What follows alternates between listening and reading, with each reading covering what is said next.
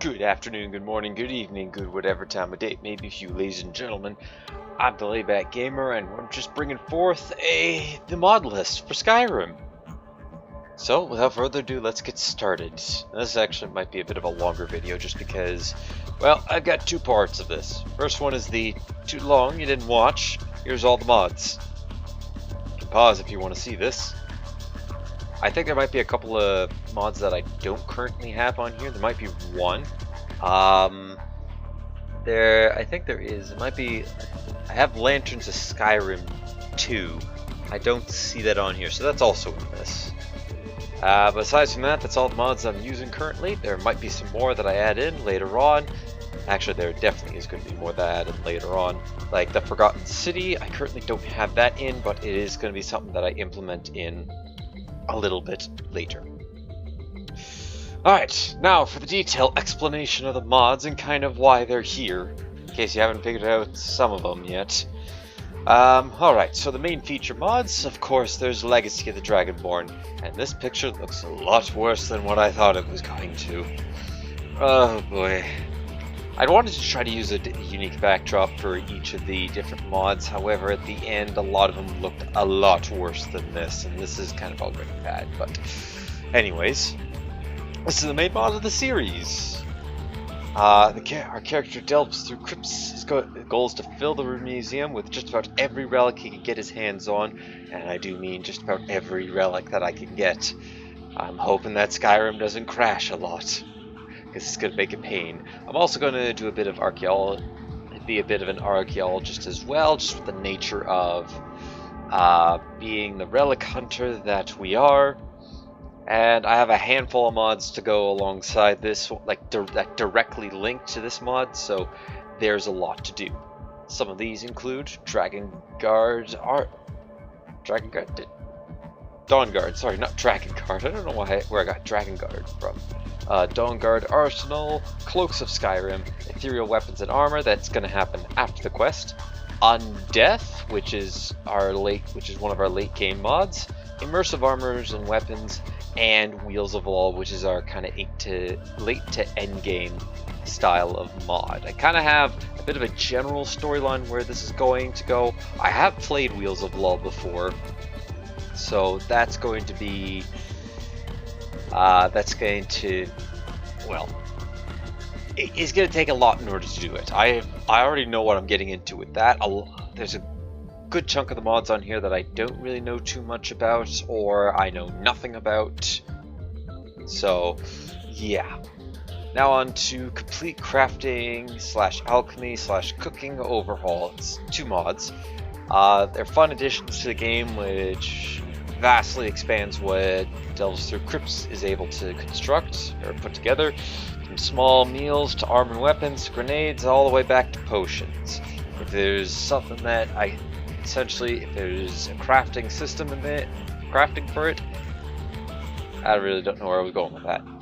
I'm still learning all the mechanics behind the grenades, and unfortunately it has a slight conflict with realistic needs and diseases that I will be working around. We'll get into that a little bit later. Then we have Beyond Skyrim Bruma. I truly wish I could have the entire Beyond Skyrim project in Oblivion, but unfortunately it's not out yet, although Beyond Skyrim Oblivion I believe is coming out pretty soon. I don't know when, but I think they were just about finished up on that. Basically we're going to be heading down to Cyrodiil to have a little bit of fun, some more exploration, a little more backstory on Delves, since, well, I'll save the backstory for in the actual series itself.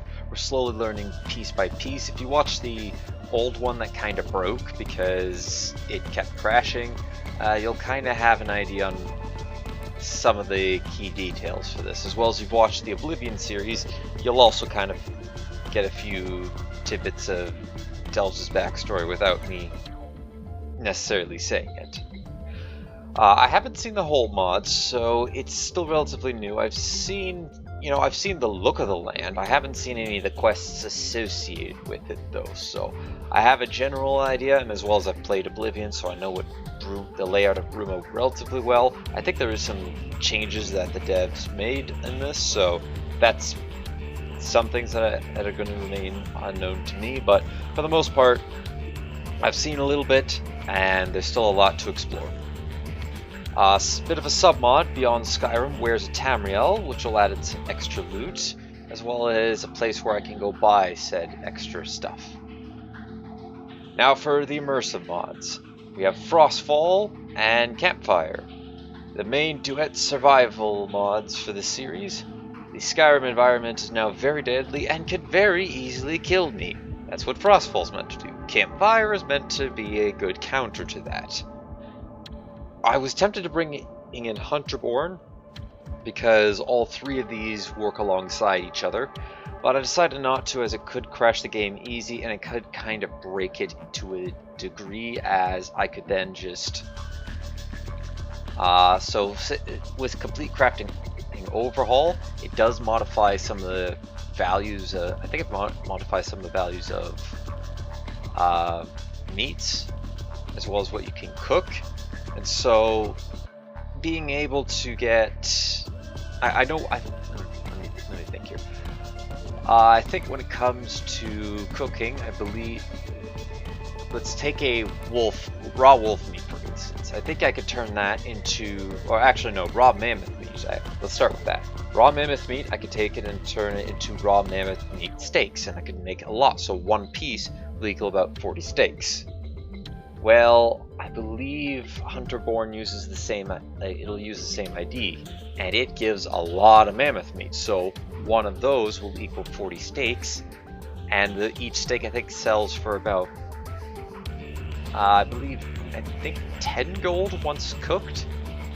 So 10 times 40, that's 400, and then times by however many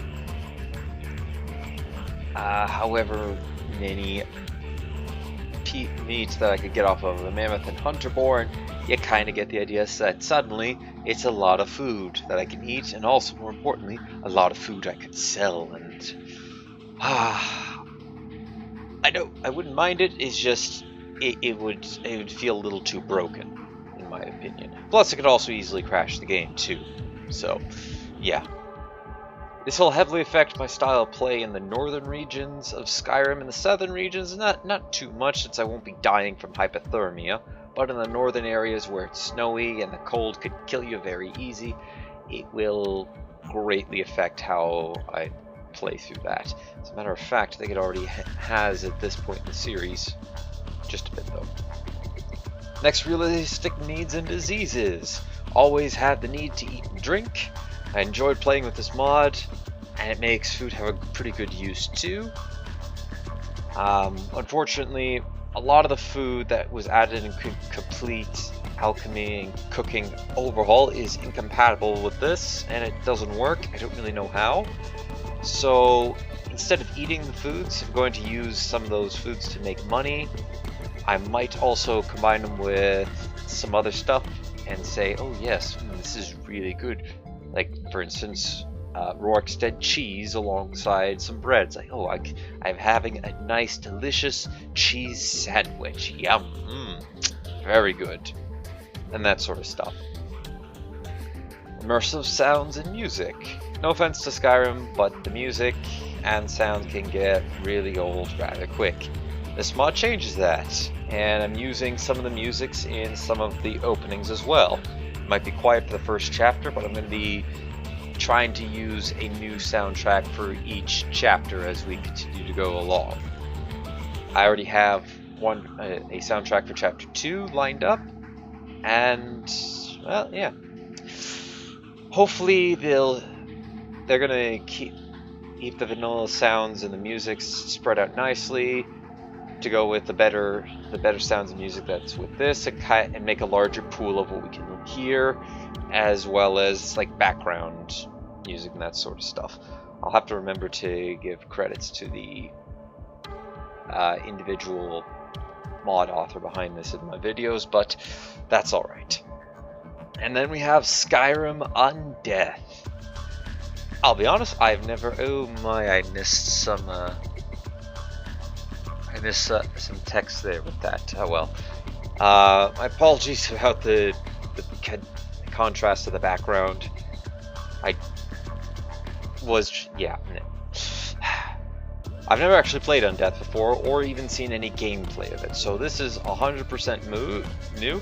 I debated keeping this or using it, or I debated between keeping this and using this because I wasn't sure if I could turn this into, like if I could add this into a backstory. Originally, I had this mod be the main epicenter of a previous idea for a roleplay series, where essentially I would roleplay as a good person and a scout from Morrowind who's coming up to Skyrim to try to see if he could help to revive the Evan Pack by getting the Nords on the Argonian side, and maybe trying to use trying to see if they can convince the Dark Elves to join alongside them in order to fight a common enemy, and that it would just be a temporary truce while they fought alongside their old allies of the Evan Pack against the Thalmor. And eventually the character would turn evil. He'd be a lot about undead, and this would essentially be a mod that we would turn to. But I just kind of decided to scrap that idea because it slowly started to turn into Lich King, like Rise of the Lich King. So yeah, that eventually went down the drain, and now we got what we have right now. And I debated using this or not. We're going to use it since I have never seen it before, and I think I can make it into an interesting relic hunting adventure where we explore the path of lichdom and necromancy, and just like history of necromancy, I guess. I really don't know where I was going with that. I also have a mod that makes Undeath more fitting with the immersive gameplay, hence why it's in the immersive mods category and not, say, a gameplay mod. Hopefully this will provide all sorts of fun and some relics / ancient knowledge to go hunt down. Other immersive other immersive mods that don't really have as much of an impact as those ones do, but immersive children, immersive patrols, immersive citizens, all for the AI of NPCs, or friendly NPCs, immersive jewelry. This also works alongside Legacy of the Dragonborn as well. Immersive horses, which makes it great for travel and carrying items around. Immersive College of Winterhold to make the College of Winterhold a much better place. I've never played with this before either, so this should be hopefully new and exciting. Immersive creatures adds more stuff for me to fight against, and a handful of patches for all the immersive mods. Obviously, if I spent time going through all the different patches, this would be a very long video, or an even longer video. This is already at 13 minutes, and I'm not even halfway done. Magic mods, because who doesn't like a good bit of magic? We have spell research. Allows Delves to research magic. I really wanted this to make the magic system a bit more interesting.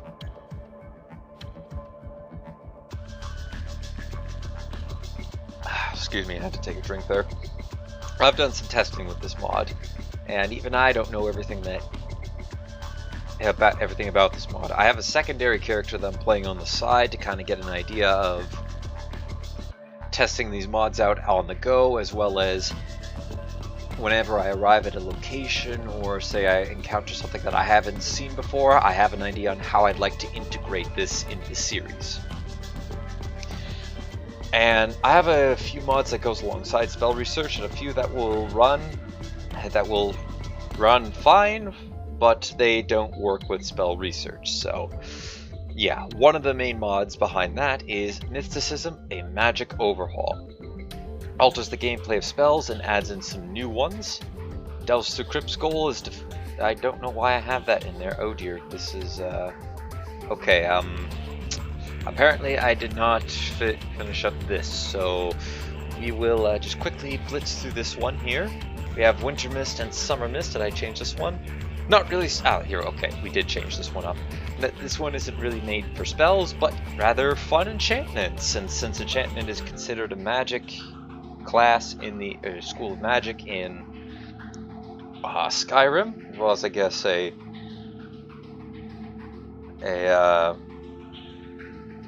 you know what? Never mind. Yeah, that's why it's in here. Each of the two adds a bunch of new and fun and fairly exciting enchantments into the game. I don't know which one each of them provides, but I have seen quite a few of them, and some of them are really neat. Already out of I think I still have about 3 to 4 hours of footage already recorded and ready to go for this. Out of all of that, I have seen some of the new some of these new enchantments, and I'm trying to play it off as alongside spell research. We don't really know what some of these enchantments do exactly.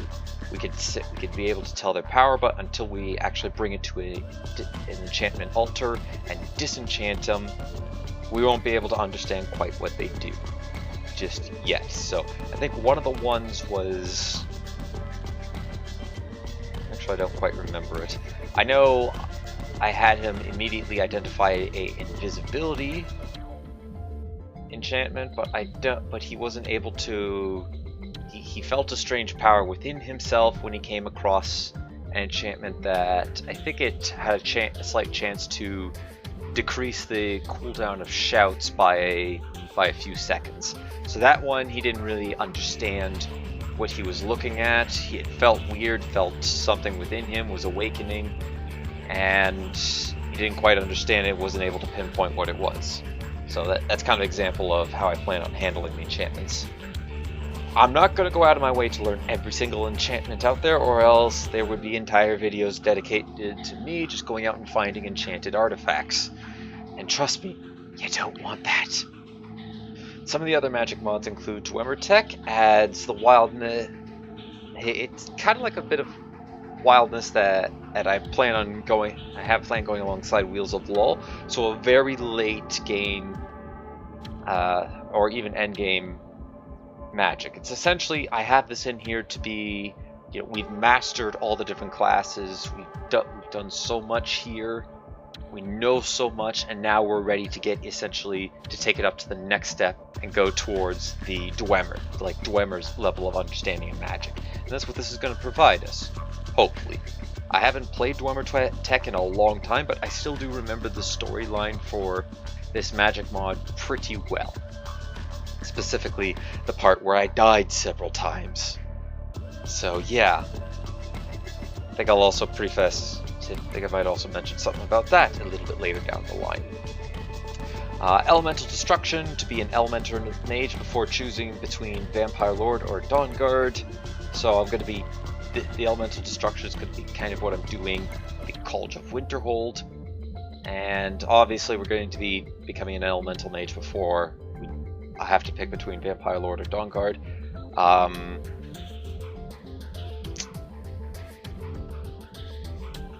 I was going to say something, I wasn't sure what I was going to say, but if a spoilers alert, I kind of want to play as a Vampire Lord.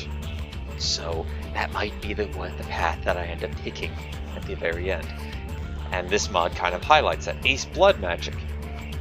It's something that when I was making the mod list, that picture of the mod list, I had just finished adding this mod into it, and it was one of the ones that I did remember to add into the list. And I think it fits with another path that Delves will eventually be taking. It's a bit of a different blood magic mod. I think, from what I understand, it requires, it is like a typical blood magic mod, except there's also parts of it that require you to sacrifice some of your own life force in order to power the spells. Kind of like Equilibrium does, if you will. And there are also some of the other parts of it that interact with dead bodies and corpses, etc., etc. So yeah, I think that'll be an interesting addition. And I'll be looking at having 1 or 2 other mods to amplify the magic in the game, a couple more down the line. It probably would go alongside either mysticism or spell research. I'm not quite sure because those are the I guess in terms of magic branches, those are the two major ones that we have. A lot of these ones will are compatible somewhat with one or the other. So Dwemer Tech, I believe, is compatible more along the lines with mysticism, and elemental destruction is compatible with spell research.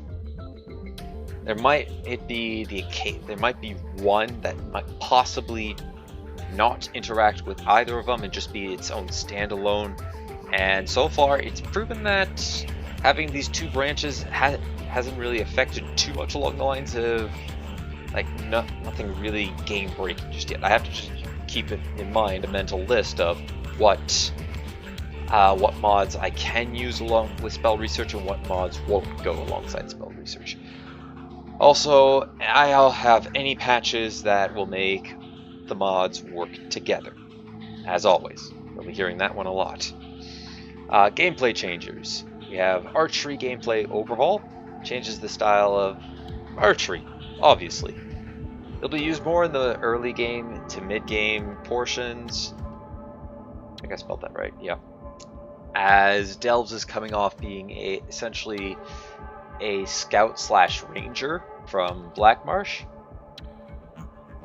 and that's where he got his archery talents in the beginning, and obviously going through crypts kind of enhanced that. He also had to require to learn how to use a sword for those melee combats, so he's pretty decent with a sword, he's good with a bow, and we're going to master out archery in the early game to mid-game, and then end up switching out to a magic and one-handed build in the mid to late. Probably pick up two-handed somewhere along the line so I can get that tree completed.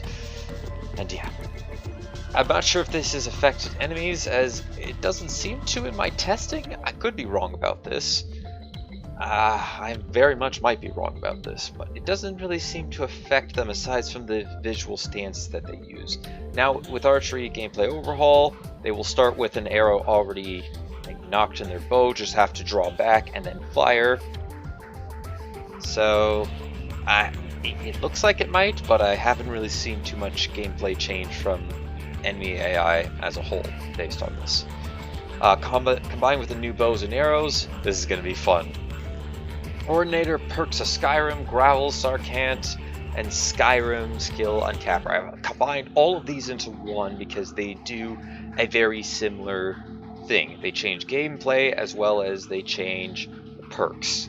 Ordinator changes character perks, Growl overhauls the Overhaul perks, Sacrosanct, I'm going to butcher that pronunciation, overhauls the vampire perks, and the skill Uncapper removes the skill cap limit that the game has. So I can continue to go over, I believe the maximum is 81. I can continue to go over that. I have to see if that also affects the level as well, because I would like the level to keep going up and up and up beyond that. So we might eventually have a level 200 powerhouse of a character by the end. I've seen some of these perks through photos and done a bit of gameplay testing. I haven't seen a good chunk of them in action, with the exception of Ordinator. Ordinator, I've seen a lot of the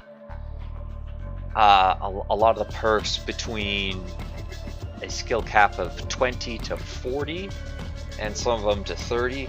So I've seen like a good bit of the starting skill perks in action when it comes to that. However, a lot of them in the late game, I've seen nothing.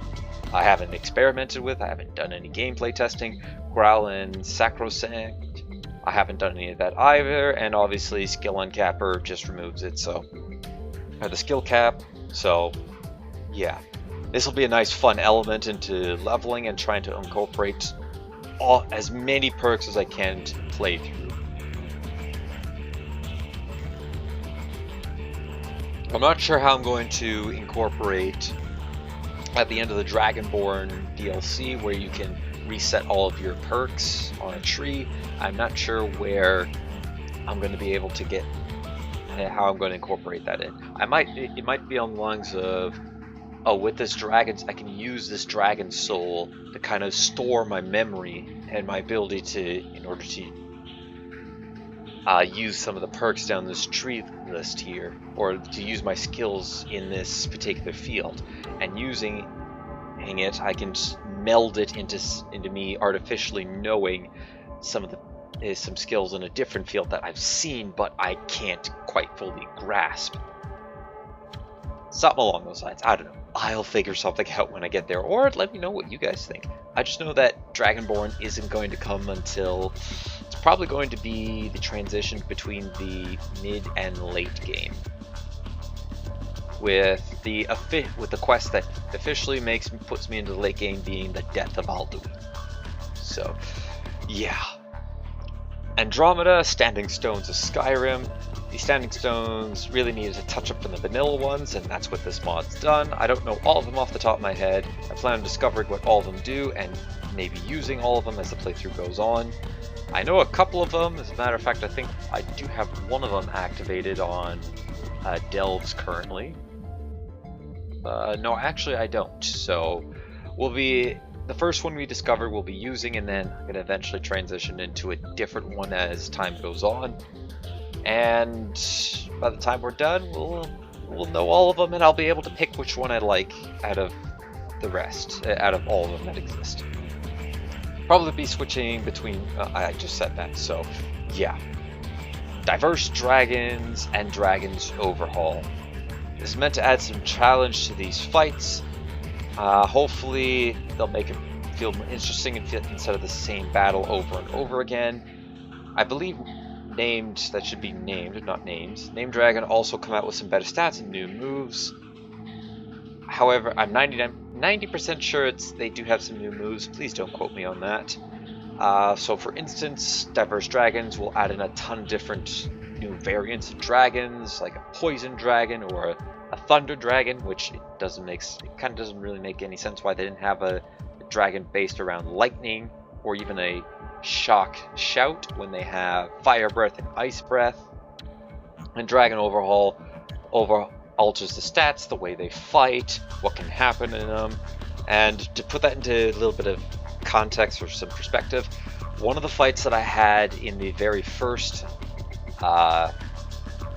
in the failed roleplay that I had, and it ended up crashing my computer at the very end. Right when I was about to die too, which was very interesting. It took me about 30 minutes to fight it. It would have been an entire episode dedicating to a dragon fight. And it was great. He was landing, he was up in the air, he was using different shouts, he was summoning fallen heroes, he was taking control of creatures close by, and it was mental. It was the first dragon. Oh wow. I've talked for so long, my Filmora thing just finished editing.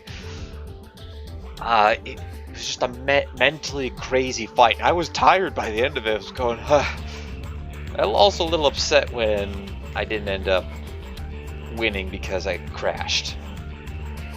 I don't remember if it was on my deathbed or if... Actually, it may have been. Yeah. I think I was dead, and then the game crashed when I was trying to reload a different save state. But yeah, it made it tense. That fight was very difficult. And it's that kind of difficulty and intenseness that I'd like to bring forth and have an entire episode dedicated around. And it was the first bloody dragon of the game. So if I can replicate that result, I will do it. Heck, I might even go into the mod folder before I go record that episode, alter the stats of that one dragon and what it can do, just to try to bring that experience back. So, yeah. It's going to be a fun one, I hope, those fights. And then we have Vigor and Wildcat. Wildcat changes the system, the combat system against most creatures and people, excluding dragons. That's already covered. And it makes the battles a little more difficult and interesting. So for instance, when you're using a bow and arrow, you're shooting it at people, sometimes they have a chance that they will sidestep the shots. They'll know where the AI will know where it's coming from, the trajectory. Their little minds won't be able to actually go, okay, so I just saw an arrow fire this way. I dodged out of the way, and it came whizzing by me on my right. Therefore, the enemy has to be somewhere behind me. No, it doesn't do that. It lets them dodge out of the way. And yeah, it makes it very interesting and also a little frustrating when I miss, say, those one-shot, one-kill arrows. And Vigor adds in an injury system. If you take too much damage, you'll get injured and suffer a painful couple of debuffs. So for instance, if you injure, I think it was your spine, or was it head? I'm not sure. One of them, you start taking a bit of bleed damage, as well as you have a penalty to magicka regen and I think movement speed. And maybe the head was the one that had the magicka regen and max magicka were decreased by a bit. But yeah, it works on both our character and the AI, mostly the AI since I prefer to try to actually sidestep out of the way. Other gameplay mods include alternate start. This is how I got the start that I was at. I came to Solitude on a ship, and oh my, we're about to go to a different soundtrack. 1 second. You know what, we can continue play on this one. I've been at this for over half an hour. This is a long one. I do apologize, but if you're still here at this point, then thank you very much for actually taking the time to tune in as I explain all the different mods. Of course, we already mentioned Complete Alchemy, Cooking, and Crafting Overhaul. Those 2 mods, I already mentioned them before, so they're just getting a mention here. Depths of Skyrim, it enhances ocean exploration when I'm not dying in it. And obviously, because I'm playing as an Argonian, I don't have to worry about suffocating underneath water. I just have to worry about freezing to death there. Moral Loot, which changes the loot tables of most of the containers as well as like what I can get from them. I'm not really sure if that's a major mod to mention, but I didn't really have too much to talk about for that because, well, that's all I really had. Organized Bandits in Skyrim adds more bandits, special factions to deal with, as well as adds in some new shields based on the different factions of bandits that you can come across with. Winter Sun, which adds a religion system and the ability to pray for favor. For instance, episode 3, which is going to be out a bit later today, as well as episode 4. I've been trying to catch up on what I've missed this week. There was a pop for me to be able to worship Molag Bal, and I had to go, nope, I'm not picking that. That'll happen, I think, once for each of the different Daedric princes. It'll also happen for Hircine. I've encountered that one as well by this point. So yeah, if you want to pause and see what the effects do, you can do that. Skyrim sewers, Sneak Thief in the sewers, being able to roam around there. Project AHO, which honestly I'm not 100% sure what it does. I know I think it adds in quite a bit of stuff that's been cut from the game, as well as a few new zones that I'm not sure if it was cut from the game, if they were cut from the game, or if it just adds in a few new areas as well. And like last time, patches where it makes these mods work together. Texture overhauls, we have static mesh improved. Shouldn't really have to go into too much detail. I play with this mod so much, I kind of forget what some of the vanilla textures look like, to be honest. I'm having a hard time recalling what a barrel looks like. The only reason why I can kind of vaguely remember it is because one of the Horker crossbow arrows uses that old barrel texture mesh, and that's kind of why I can actually recall off the top of my head. But some of them I forgot. I kind of forgot what they look like. It's required for a bunch of mods, so it makes sense that it's here. Then we have the vanilla armor replacers. A lot of the mods. Oh jeez. Okay, let me just I'm going to quickly look up the name of the guy, so I can just give him props in the video here. Oh boy, I think I would. You think I'd have this ready, but no, I don't. I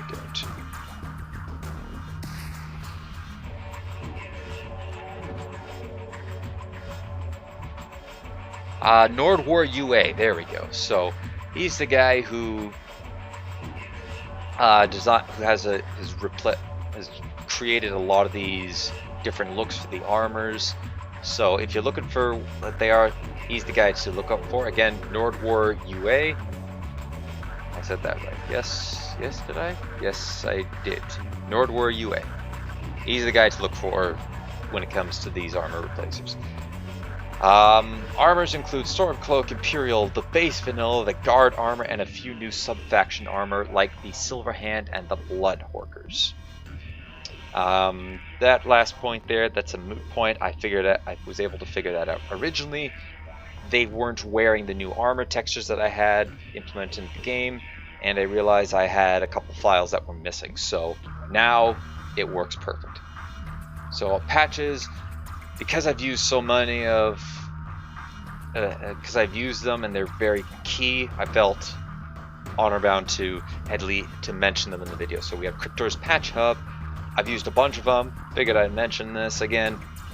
He made quite a few of these mods able to be compatible with each other. Not for me, but just in general. So, hey, my hat's off to you, my good sir.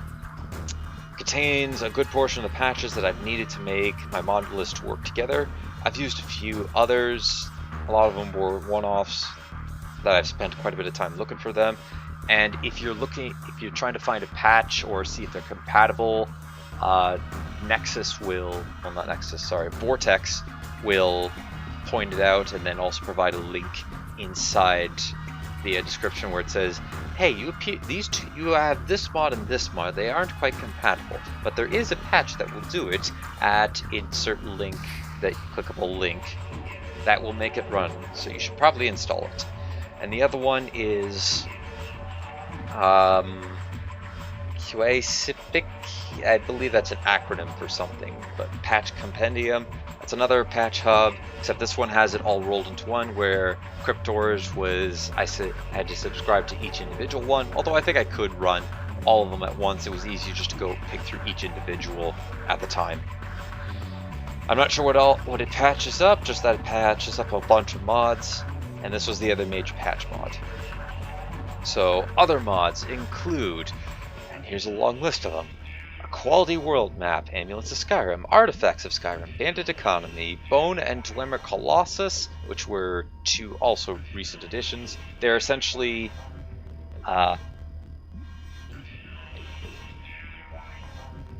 mini boss mods. So yeah.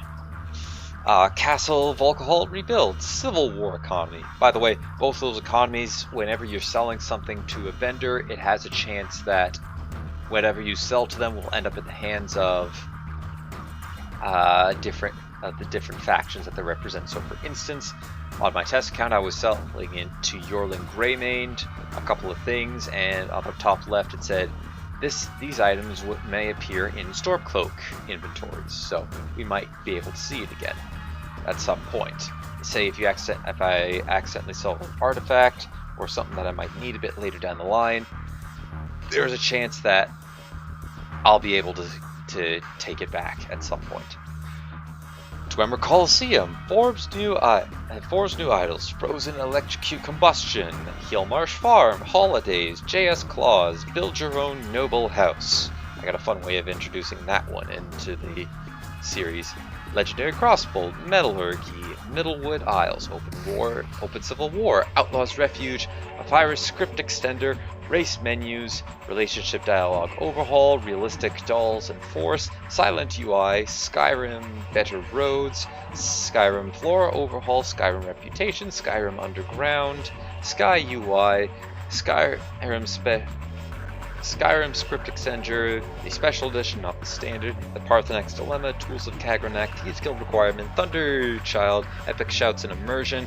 I honestly probably should have went up with the Immersion stuff, but it kind of added a bunch of stuff on.